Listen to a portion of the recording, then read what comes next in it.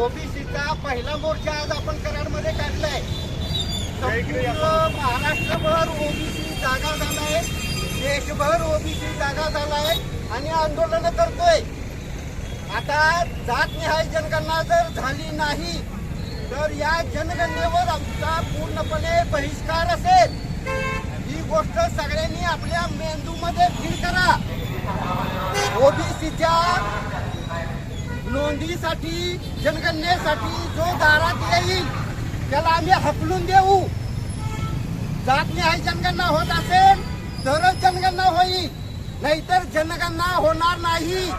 OBC समाज जनगणनेवर बहिष्कार टाकेल हे मुख्यमंत्र्यांनी आणि पंतप्रधानांनी लक्षात घ्यावं.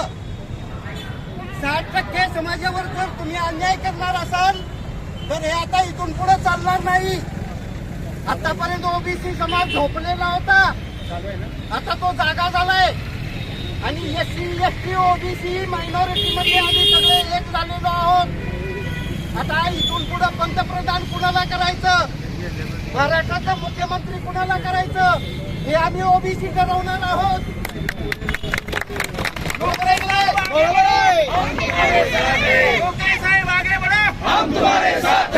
तेव्हा या पद्धतीने इथून पुढे वागायचं आहे. आमच्यावरती अन्याय करणारे जे आहेत त्यांना इथून पुढे आम्ही मतदान करणार नाही. आमच्यावरती अन्याय करणाऱ्यांना कुठल्याही प्रकारचं गावामध्ये सुद्धा मतदान होणार नाही. आता इथून पुढे ग्रामपंचायतीमध्ये पॅनेल सुतारांच्या वाड्यातून पडेल, नाभिकांच्या घरातून पडेल, कोळी साळी पोस्टी यांच्या घरातून पॅनेल पडेल. कारण गावागावामध्ये आम्ही 60% आहोत. आम्ही आमची मतं घेणार आणि आमची सत्ता आणणार. तुम्ही आमच्या घुसखोरी जर करत असाल तर करूनच दाखवा. आता कुणाला निवडून द्यायचं हे ठरवणारा एससी एसटी ओबीसी शहाणा झालाय, जागा झालाय आणि त्यामुळे आता तुमच्या घुसखोरीची आम्हाला भीती वाटत नाही. परंतु पंतप्रधानांनी ही घुसखोरी समजून घ्यावी.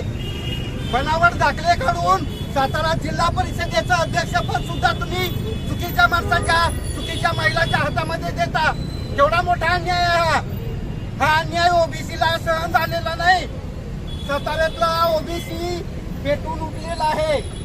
कारण आरक्षण कुणाला असतं, मागासवर्गीयांना आरक्षण असतं, मागासवर्गीयांना आरक्षण असतं. आता जिल्हा परिषदेची अध्यक्ष झालेली महिला आमची ताई आहे ती, पण ती मागासलेली नाही, ती आर्थिकदृष्ट्या मागासलेली नाही, ती सामाजिकदृष्ट्या मागासलेली नाही, ती शैक्षणिकदृष्ट्या मागासलेली नाही. तरी सुद्धा तुम्ही तिला कशी काय जिल्हा परिषदेचं अध्यक्ष केलं? गुंड्यांचा खोटा दाखला काढून ओबीसीचं आरक्षण जर तुम्ही लाटत असाल तर त्यासाठी आता ओबीसी समाज हे सहन करणार नाही याची जाणीव आता आम्ही सातारा जिल्ह्यातले बहुजन समाज तुम्हाला करून देत आहे. आणि म्हणून आज आम्ही पंतप्रधानांना निवेदन देतोय. याच्यामध्ये स्पष्ट सांगितलेलं आहे. बघा, आम्ही आता नुसतं एवढं आंदोलन करून थांबणार नाही. फेब्रुवारी 27 मध्ये आमची जातनिहाय जनगणना होणार आहे. आम्हाला अजून किती महिने अवकाश आहे? 5-6 महिने अवकाश आहे. हे 6 महिने आम्ही रात्रंदिवस काम करणार आहोत.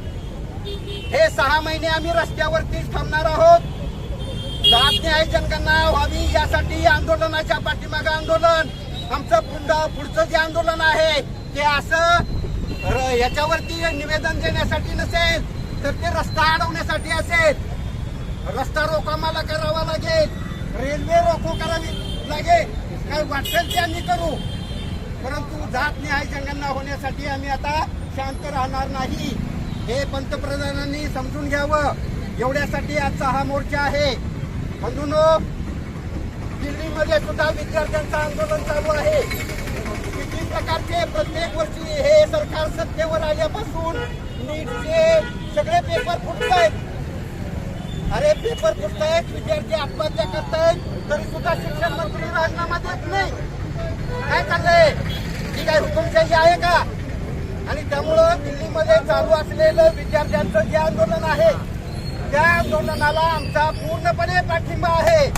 काँग्रेस जनता पार्टीला आमचा ओबीसीचा पूर्णपणे पाठिंबा आहे. हे आंदोलन चालू राहिलं पाहिजे आणि शिक्षण मंत्री राजीनामा देत नाही तोपर्यंत हे आंदोलन चालू राहिले पाहिजे. उद्याच्याला आम्ही सुद्धा तेवढ्यासाठी रस्त्यावरती उतरणार आहोत. विद्यार्थ्यांच्यावरचा अन्याय आम्ही सहन करणार नाही. आणि म्हणून आता ओबीसी जागा झालाय. पुढच्या आंदोलनावेळी कमी संख्या होता कामा नये, संख्या वाढली पाहिजे. गावं पेटवायचं काम तुम्हाला करायचं आहे. प्रत्येक गावामध्ये ओबीसीचा ग्रुप तयार करा. ग्रुप तयार झाला की संघटनेचं काम सुरू होतंय. आणि म्हणून प्रत्येक गावामध्ये ग्रुप तयार करा. या ठिकाणी आपले झुंजार नेते लक्ष्मण हाके, मंगेश ससाणे आणि वाघमारे अहो जीवावर उदार होऊन काम करतायत. ओबीसी साठी करतायत ना. तुम्ही घरी बसून कसं चाले? त्यांना मदत करण्यासाठी, त्यांना ताकद देण्यासाठी आपलं हे आंदोलन आहे. आणि म्हणून ओबीसीना आता शांत राहायचं नाही आणि गावात गेल्यावर सुद्धा शांत राहायचं नाही. आपलं काम चालू करायचं. समाज संघटित झाला पाहिजे, ही तुमची जबाबदारी आहे.